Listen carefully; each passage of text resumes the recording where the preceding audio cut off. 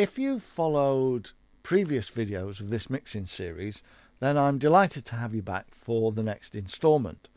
However, if you're new to the channel, then welcome aboard.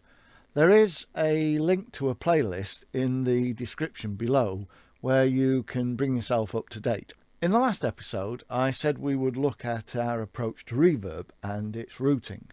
However, I think we ought to look at our panning philosophy first, and to look at why the LCR method is not the right approach.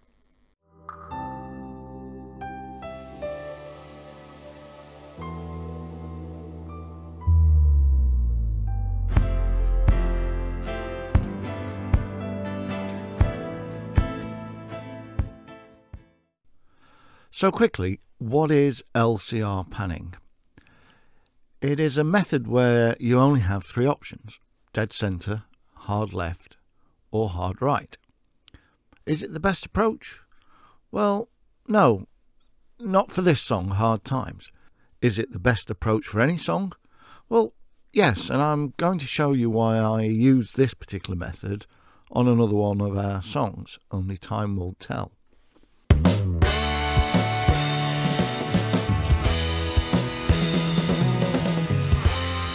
As you can hear straight from the start, this song is full on. There is a lot of sound and it all needs to fit somewhere. So by using the LCR approach, we are giving everything as much width and space as is available. Clearly the kick, bass, snare, sax and vocals are right down the middle, but everything else is either panned hard left or hard right. If we didn't do that, there is a strong possibility that some instruments would be masked by others. So as a rule of thumb, but as always nothing is set in stone, if you have a big sound, then try the LCR method. In this example, we have used a different approach. We wanted to position with some accuracy the instrumentation in the sound field.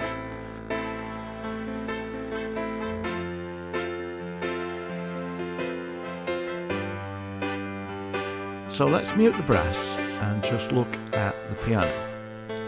So with the piano, we wanted to place it off centre and to the right. Now you might think that we put both pan pots to exactly the same position, and yes, that would put the piano exactly where we want it. But it's now a single source and kind of flat sound.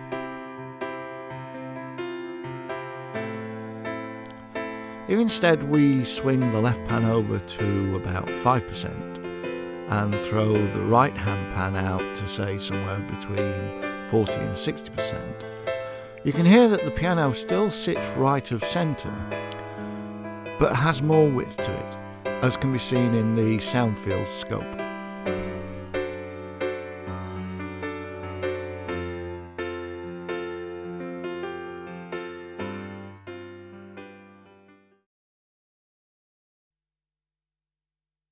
Similarly, we want to mimic a four-piece brass section, but placed on the left.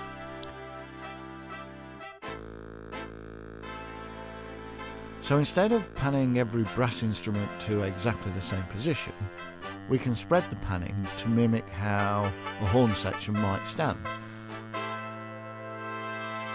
Baritone, sax nearer the centre, then trombones,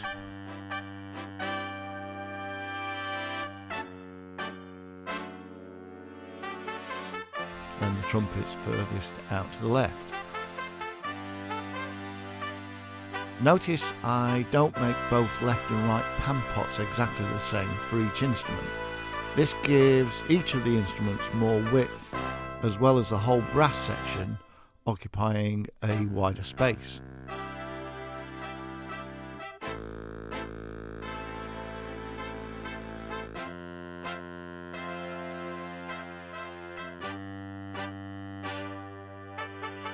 Now, as you can see on the scope, as each instrument plays, it's occupying a slightly different space.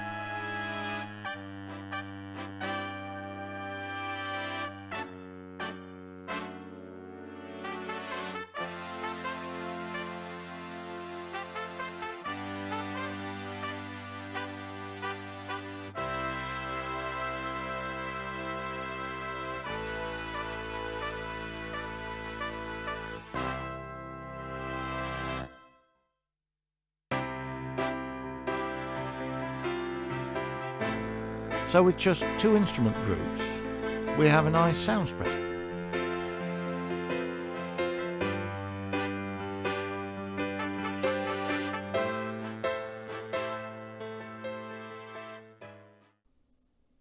I want to show you another example of why you should plan your panning dependent on the song and the arrangement of that song. In one of our tracks, Can't Understand It, there is a dramatic Phil Collins-esque type drum fill, and we wanted to give it as much movement as we could. So we have Tom 1 panned hard left, Tom 2 at about 30% left, Tom 3 at about 30% right, and Tom 4 hard right. And this is how it sounds. As you can hear, there is great movement across the sound field, giving the song energy and drive. With a tighter panning for the toms, there wouldn't have been the same level of impact. So back to the song we are mixing, Hard Times. So if you recall from the last episode, the static mix, we set all our levels whilst in mono mode. So let's go and flip the mono button and have a listen.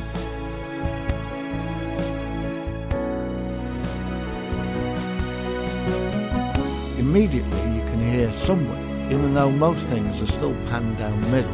The only instrument that is full width at the moment is the piano.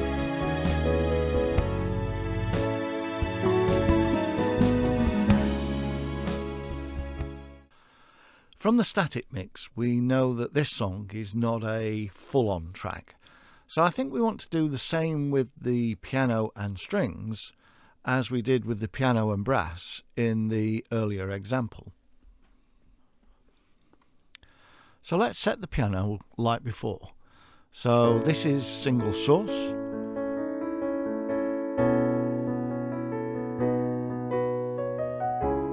Let's open it up with about 5% left and about 60% right.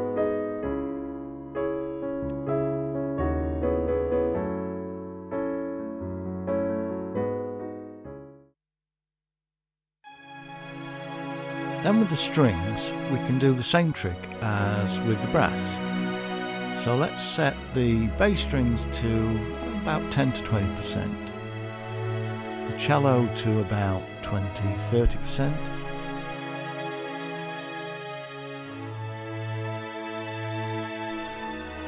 violas to about 30 to 40%,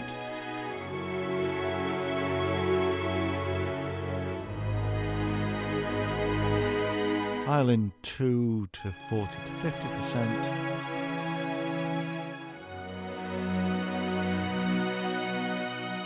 and violin 1's 65-ish.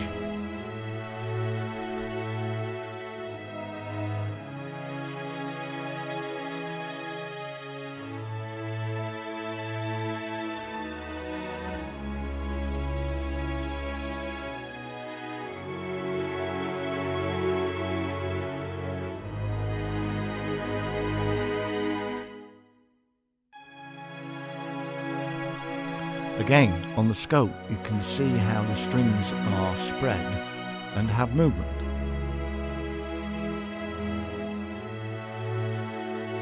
And now if I bring the piano back in,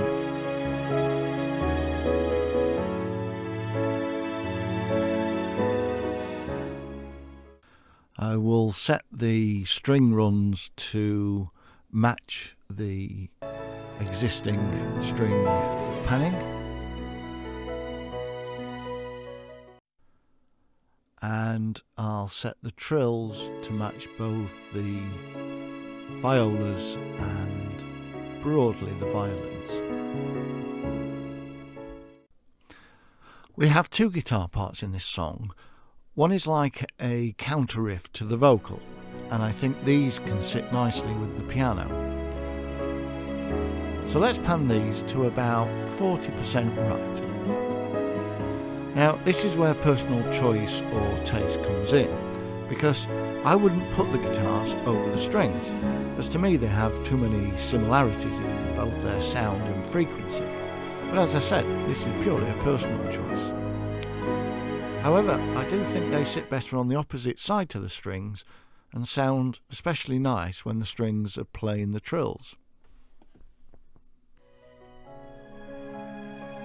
The second guitar part is a pick line, so I would perhaps look at setting this just to the right of the piano.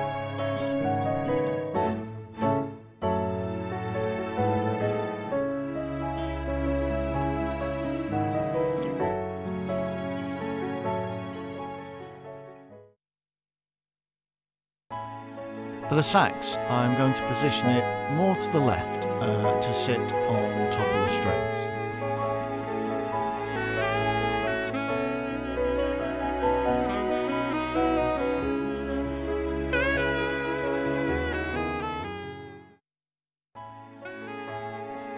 The bass, well, that will be right down the middle. Now on drums, I would set the kick and snare bang down the middle. So the hi-hat gets set to about 50%, just left of tom 1. But I wouldn't hard pan the toms like in the earlier example.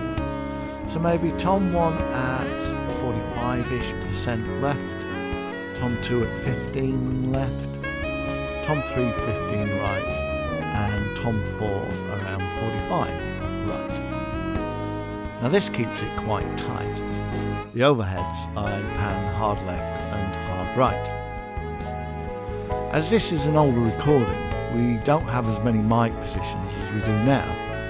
So for example, I now use a snare top and bottom mic, a kick in and kick out mic.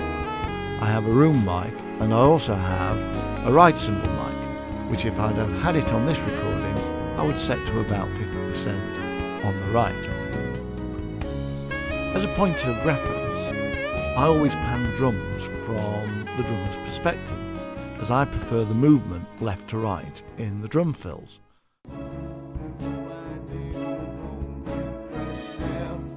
So the backing vocals I will leave dead centre for the time being, but we'll perhaps experiment with those once we have our reverb set up. And of course the lead vocals will again be right down the centre.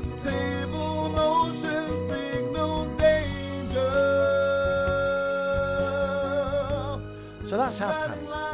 Now, you may say that we've left an awful lot of space on the extreme left and right of the sound field, and you would be correct.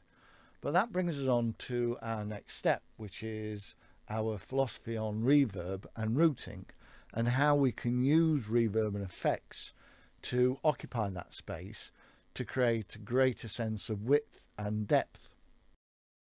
So if you want to follow this mixing process, then please hit the subscribe button and notification bell. And if you found this episode of interest, please hit that like button. It really does help the channel out. And I'll look forward to you hopefully joining us on the next step of this mixing journey.